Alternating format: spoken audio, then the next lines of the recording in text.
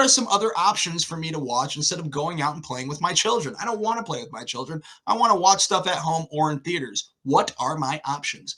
Well, you can go to the movie theater and check out the action final installment of Tom Cruise's Mission Impossible, aka Mission Impossible: The Final Reckoning, which stars Tom Cruise and others. I don't want to go over all of them because I don't want to look at the cast list because I'm very excited for this movie. I'm a big Mission Impossible fan. You can watch all the Mission Impossibles on Paramount Plus right now. They're fun. The storyline gets more and more ridiculous with each film, and we're going to be ranking all of them next week. Having said that, the last Mission Impossible film that came out, The Dead Reckoning, was the worst Mission Impossible of all. This one, I'm hearing great things. I do like Tom Cruise. He's one of the last action movie stars. He does his own stunts, and they're fucking crazy, batshit. Whether or not you like him in real life, you can't deny his commitment to cinema. And I'm excited for this. I didn't watch a trailer, so I know it's going to be crazy, and I know it's going to be the last one. And it's about time, especially after that last one. Also in theaters is Lilo and Stitch, the live-action version, starring a lonely Hawaiian girl who befriends a runaway alien, helping mend her fragmented family. My poppin' forecast for this will be medium with butter for everyone, but really medium just for me. I was never the biggest Lilo and Stitch fan. Don't yell at me. Don't chastise me. I'm not saying it was bad. I just wasn't that big of a fan of it when it first came out. I am a fan of live action adaptations. I have the ability, because let's face it, everything's going to be remade. This one looks cute, looks fun, and it looks like I got the voice down. If you want to check out something on streaming, check out Fountain of Youth on Apple TV+, which stars two estranged siblings that partner on a global heist to find the mythological Fountain of Youth. They must use their knowledge of history to follow clues on an adventure that will change their lives and possibly lead to immortality. Stars John Krasinski, Natalie Portman, and other people. But it's directed by Guy Ritchie, one of my favorite directors that did Snatch, The Gentleman, the Sherlock Holmeses, and Aladdin. I didn't hate Aladdin, but I didn't love Aladdin either. It was very different from the rest of his films, which is why I think this one's going to be very different from the rest of his films. I don't think that he co-wrote it. I think he just directed it. So I think it'll be directed very well. I did check out the first trailer. It looks fun, but I have a feeling that it's going to be a medium with butter. I hope it's a large with butter. Don't get me wrong. I'm rooting for John Krasinski. I'm rooting for Natalie Portman. And, of course, I'm rooting for Guy Ritchie.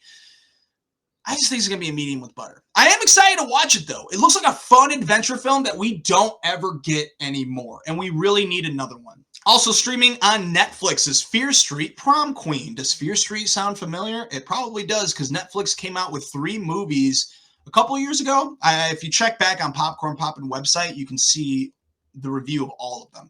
All pretty fun, but like nothing like, oh my God, this is amazing. But fun horror movies to watch at home.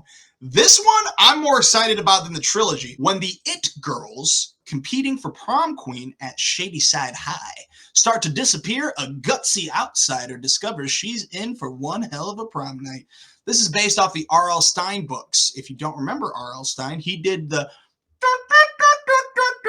Goosebumps books. This one is based off of the books just like the other Fear Street movies, but it's not a direct sequel to the trilogy. I'm sure they're going to have a lot of Easter eggs from that trilogy. I forecast this being a medium with butter.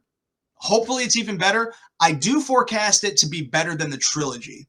I think the trilogy was, ambitious. They came out a week apart, and I think they filmed them all at the same time. And it overall worked. I just think that this one's going to be better. I think also being a horror fan and liking originals like Prom Night with Jamie Lee Curtis, highly recommend. You can do a lot of fun with this. So hopefully it will be good. Hopefully it's a whodunit. It is not new, but I told you guys, I think it's number 2 on the top 8 films of 2025. I'm sorry, the top 8 poppin' films of 2025. Mickey 17, which centers on a disposable employee who's sent on a human expedition to colonize the ice world Niflheim. After one iteration dies, a new body is regenerated with most of his memories intact. Do you understand what I said?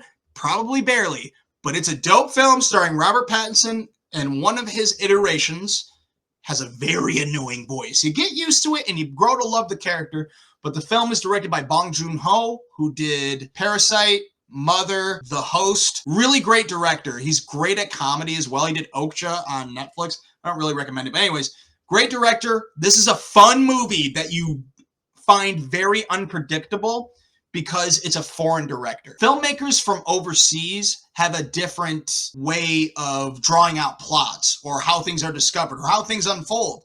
That's why I like foreign films, because you don't see what's going to happen. Even as a foreign filmmaker, just by himself, if he was American, he would still be one of the most unique storytellers in Hollywood or in cinematic history. Excellent, fun. Check it out on HBO Max. It's a lot of fun. Now on TV, you can watch Big Mouth's final season on Netflix, which centers on teenage friends that find their lives upended by the wonders and horrors of puberty.